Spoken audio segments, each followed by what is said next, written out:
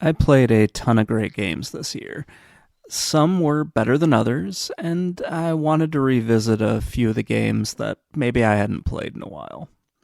I also missed out on a bunch of fantastic games that I'll have to look at next year. Much of the year consisted of me playing a bunch of wrestling games and shooters, but as I was working on a few different lists, I did manage to sneak in a bunch of indie games, as well as a few RPGs that I was looking forward to. It was fun to look over some of those retro RPGs that I either missed out on or hadn't visited in a while. Anyway, let's check out the list of the 15 games that I liked the most while I was playing in 2023. First up is Sea of Stars. This is a spectacular game. The graphics and gameplay are awesome, the story is terrific, until it kind of abruptly ended, and then turned into a vertical scrolling shooter at the end. That was kind of strange, but for the most part, and I would say probably 99% of the game, it was awesome. In Sea of Stars, you play as a pair of solstice warriors who are fighting against something called the Fleshmancer and a bunch of his minions. It's pretty cool. You're paired at the beginning with two older solstice warriors who kind of act as your mentors early on in the game. Very quickly, they end up betraying your order as they've made a deal with the minions of the Fleshmancer in order to bring back one of the big bad guys that you have to fight. There is a ton of Lovecraftian imagery in this, and all the cutscenes, the graphics, the spells, the special attacks that you do, everything looks really amazing. It felt like I was playing a retro game from way back in the day, but it was so much better than that. This wasn't just one of the best games that I played in 2023, this was my favorite game of 2023. Sea of Stars just brought so much joy while I was playing it. It was like playing a forgotten RPG from the PlayStation era, or something like that. I had been looking forward to Oxenfree 2 for quite a while. I really enjoyed the first game, and I went back and revisited it this year as well, especially after playing the second game and needing a refresher on just what exactly happened. It's a wonderful game. There's a lot of story that ties into the events of the first game, and it's nice to hear about those characters and just what happened to them, and seeing how things turned out for those people, and also seeing what ending was really canon and what the ending really meant. In Oxenfree 2, you play as Riley. She's a pretty awesome character.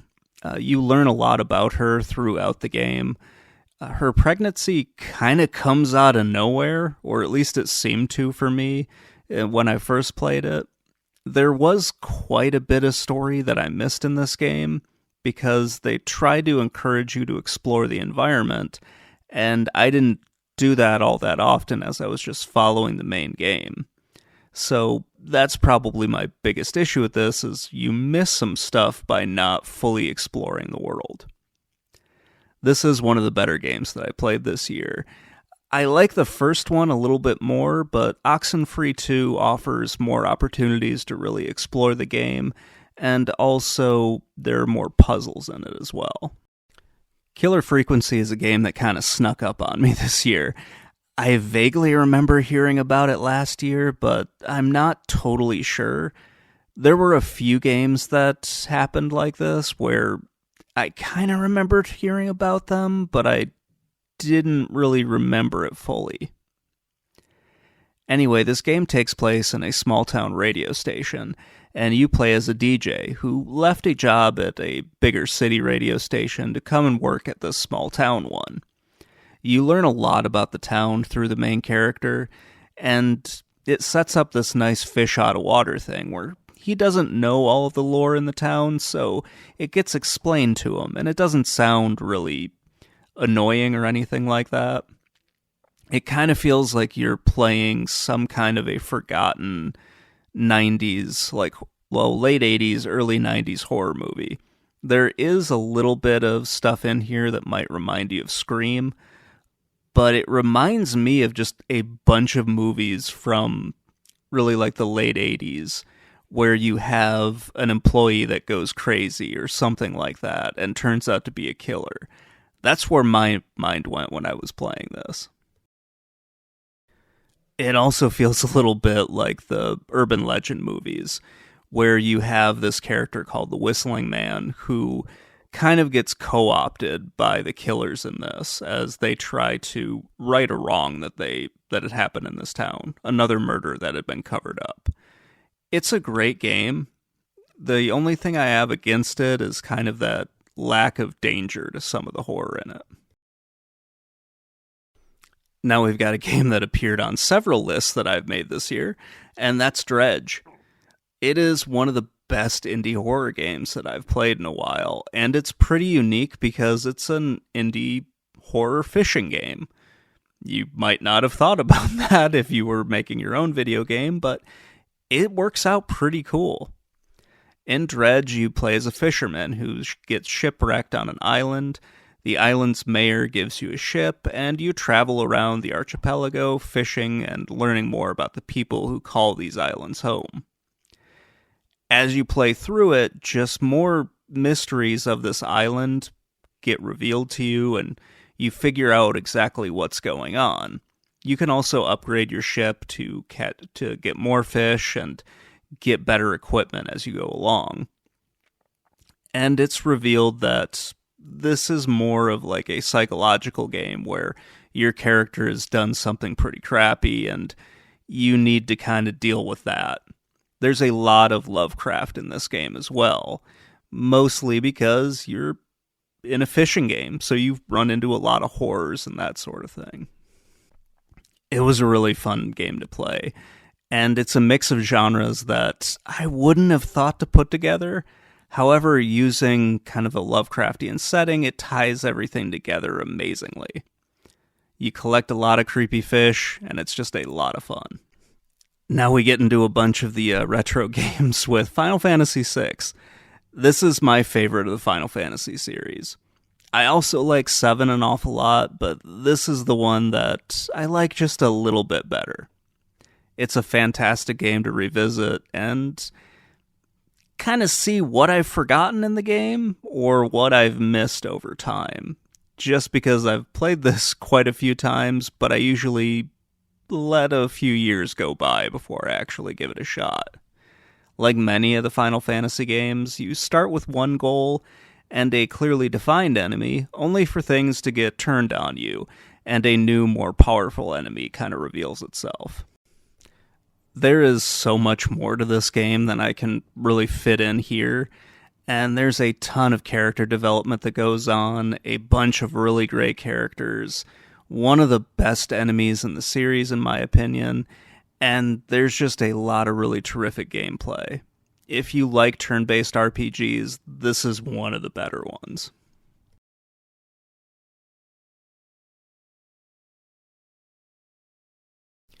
Vandal Hearts was an excellent game for me to play. I was kind of struggling to get into an RPG at the time, and this one really hooked me from the start. It's a tactical RPG, or a strategy RPG, and those are some of my favorite games, and it really is my favorite subgenre of all the role-playing games. As I trip over my words there, sorry about that. Vandal Hearts took some of the best parts of the genre and really made them better. The game takes place in a war-torn country where peasants have recently overthrown their monarchy. The game has numerous parallels to things like the French Revolution, but ends up with demons and has some time travel involved as well, because it's a video game and you gotta have stuff like that to really get people through it sometimes. The game is relatively easy as far as tactical RPGs go. There's no permanent death in this, and the battles I didn't feel were really overly challenging. There were a few times when I had to restart, because at least on one specific battle, they made it really complicated for you. It is a great game, and it was a fun game to experience since I didn't really remember playing it back when I was a kid.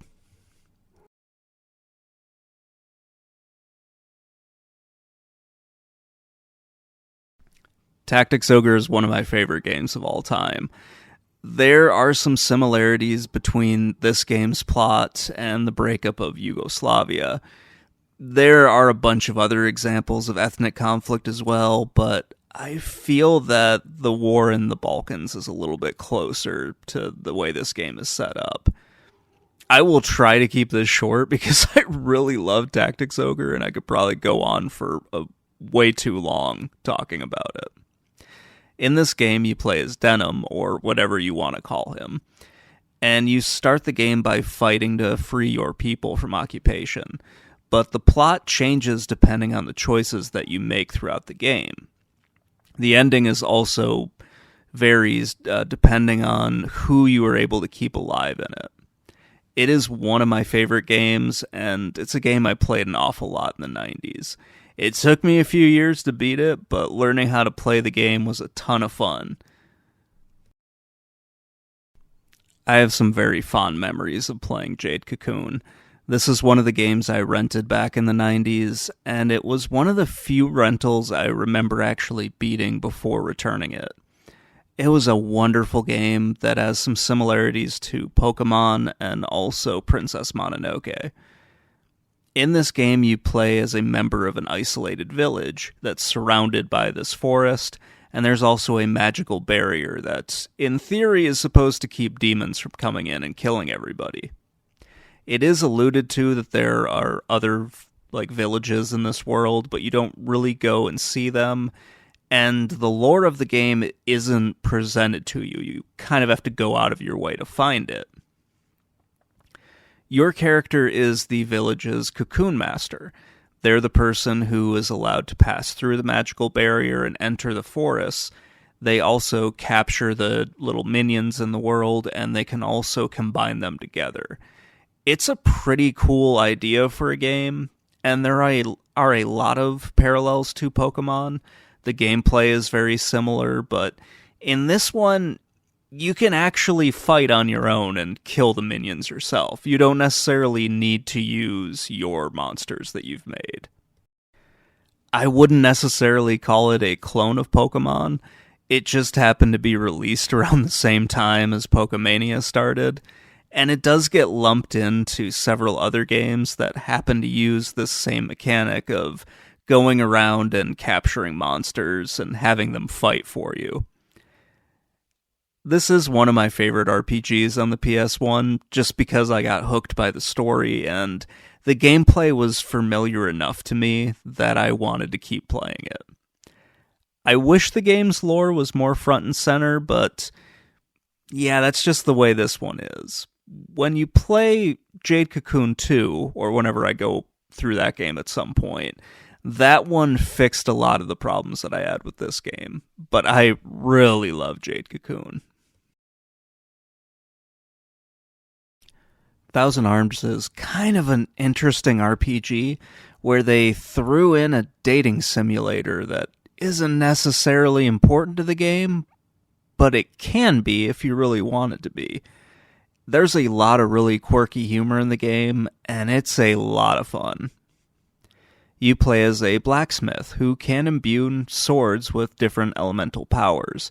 To do this, you need the help of the different women that you meet along the way. Those women can be dated throughout the game, and that will increase the amount of magic that you can put into swords, which will make your spells stronger. When I played this, I completely whiffed on that entire thing because I was just enjoying the story so much, and if you don't go out of your way to do the whole dating thing, you'll completely miss it until the end of the game when it's kind of too late. It is a very odd mechanic for an RPG, but it can be kind of a fun distraction from the main game, as when I looked at other people who played the game properly, it looked like it was a lot of fun, and the brief tutorial that you get of it looks a little interesting as well. The combat system in Thousand Arms is different, to say the least, Battles play out almost as one-on-one fights, with up to 2 AI party members on each side. This, along with the anime cutscenes, really made it stand out for me. It's a really fun game to play, and it's a lot of fun to get into and just figure out what the game expects you to do. It isn't a very hard game. I think there were only 2 bosses where I really struggled on, and that was the final boss, and then one like in the middle of the game. It was a lot of fun to go through and play this. Vampire Survivors was a fantastic game. It has a really simple idea, and the game doesn't really last much longer than 30 minutes.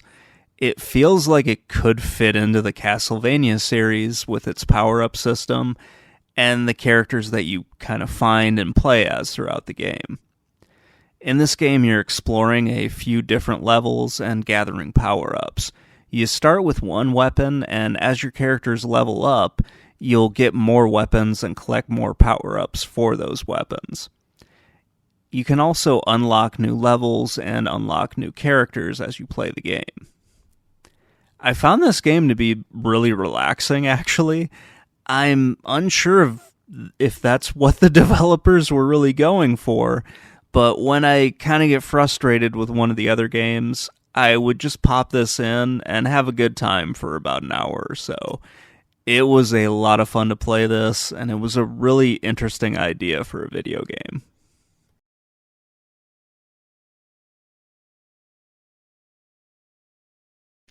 When I started playing Area 88, I kind of fell down a rabbit hole. I knew this game as UN Squadron, and while I was looking for an affordable copy of that, I found the Super Famicom version, Area 88. This sent me on a bit of a journey to learn more about the game, and I ended up watching a bunch of 80s animes. So, yeah, that was a lot more fun. This is a side-scrolling shooter that takes place in an alternate timeline. You play as one of 3 pilots, and you can purchase different power-ups and different planes while you're playing this. There's some differences between the US and Japanese versions, but for the most part, they are the exact same from a gameplay standpoint. In my opinion, Pro Wrestling on the NES was the best wrestling game for that system.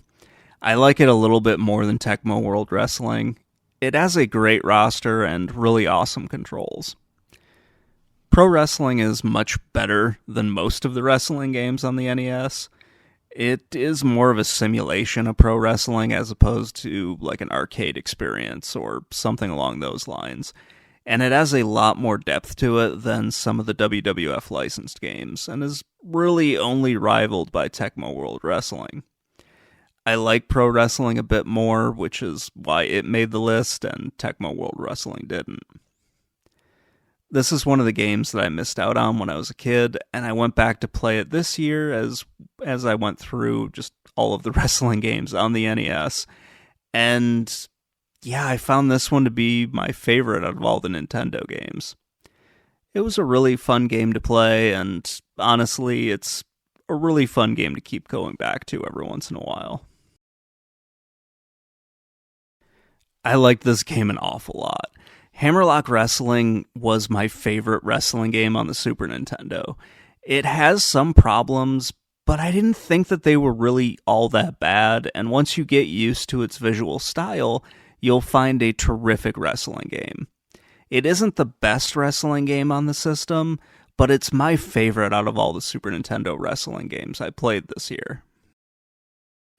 The visuals are probably the biggest hang-up on this game.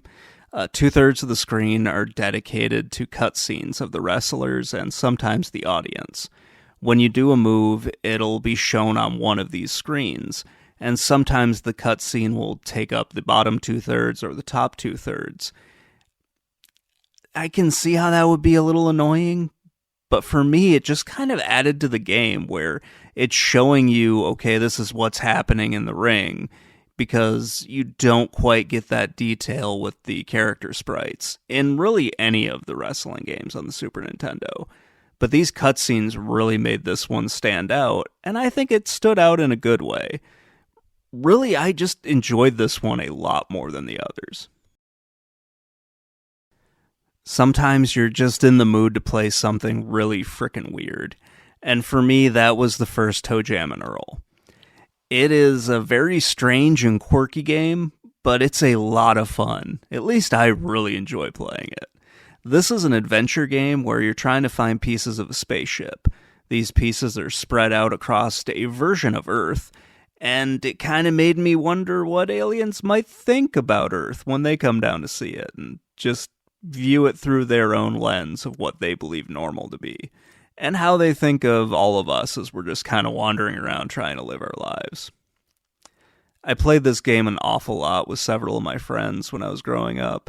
It was one of those games that made me want to get a Sega Genesis. Tojam Roll is a game that I've got a lot of nostalgia for, and there's just something I find really relaxing about it.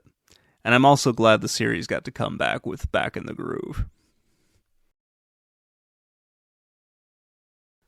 Slay the Princess is a very, very weird game. I'm not really sure how to define it. It plays like a visual novel, but it also feels like reading a choose-your-own-adventure book. It can be a bit of a confusing experience when you start playing it, or when you're just trying to figure out what the hell is going on in this game. In Slay the Princess, you have a straightforward goal. You have to walk into a cabin, pick up a knife, then go into a basement, and kill a princess. If you do this and wait, you can win, but you'll miss all of the fun and just the really disturbing images in this game. To get one of the endings, you must go through a cycle of killing the princess and then killing yourself. This brings you to another dimension where things sort of get explained, but the explanations can be really confusing. You have to go through this cycle about 4 times in order to get an ending, or at least an ending that attempts to explain what's going on. I really enjoyed this game, but I wasn't really sure why I enjoyed it. That's probably why it's as low as it is on this list. There were a bunch of other games that I could have added on here, like Air Fortress, Fuga, Rewind or Die. Honestly, Castlevania 2 could have been on here. Signalis, the first Oxenfree could have showed up on here.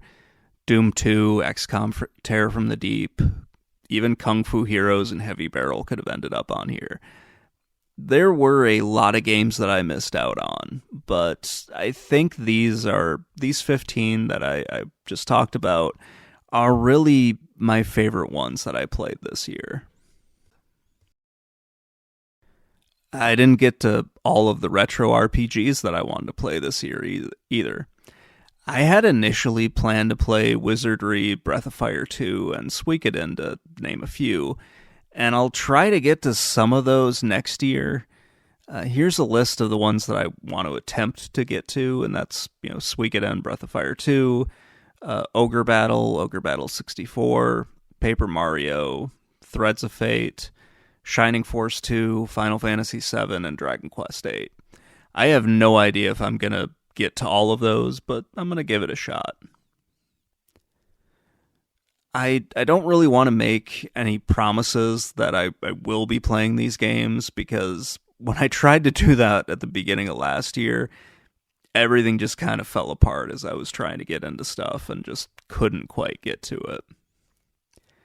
There are honestly way too many indie games for me to play. I'm going to do my best to keep up with them, but yeah, there are a lot of them, and trying to find them all is a real pain.